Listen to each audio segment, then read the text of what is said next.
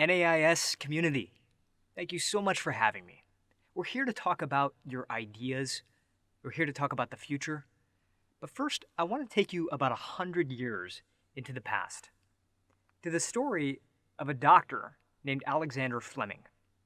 Now, Dr. Fleming is on the front lines of World War I. And Dr. Fleming is frustrated because thousands upon thousands of soldiers are dying, but they're not dying from their wounds. They're dying from infection. And there's not anything in Dr. Fleming's toolkit that can save them. So when Fleming leaves the war, he vows that he's going to find a cure to this problem.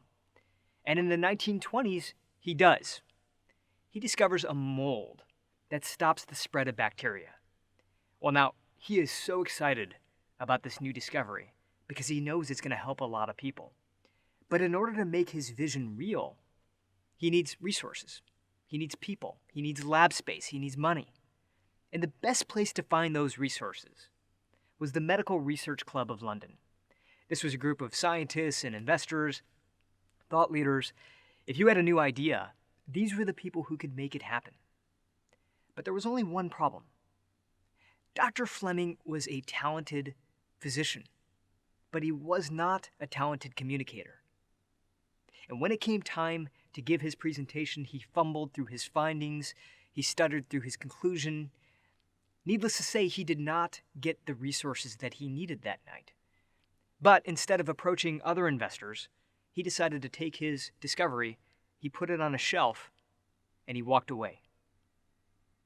Well, over the next 10 years, things got really bad for infection. Hundreds of thousands of people dying from their wounds, until another physician by the name of Dr. Howard Florey comes along and says, enough is enough. We need to find an answer to this problem. So Florey begins to comb through all of the research that he could find when he discovers an article that had been written by Dr. Alexander Fleming. And Dr. Fleming had even given his discovery a name. He called it penicillin. Well, Dr. Florey springs to action. He calls up Dr. Fleming. He says, we've got to work on this together. And together, they rally scientists. They bring in investors. They partner with retailers. And within a few years, they make penicillin into something you could find at the local pharmacy. To date, penicillin has saved nearly 200 million lives. And it was an invention that almost never existed. NAIS community, it is so wonderful to be here with you. You are creative leaders growing future generations of creative leaders. And as we know, creativity and persuasion are two different skills. You could have a great idea, you could have a great product, you could be a great candidate, and still be dismissed. All of that got me interested in the idea of backable people. These are people who can walk into a room and really rally us around a vision, really rally us around their ideas.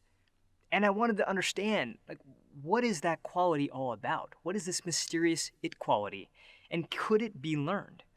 And so what I did is I started spending time with hundreds of backable people, studying their behaviors, studying their habits, from Oscar-winning filmmakers to Michelin star chefs to founders of iconic companies.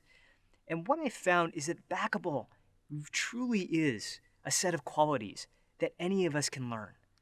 Being backable is not just for celebrities, it's not just for CEOs, it's for all of us to take what's inside of us and bring it into the world.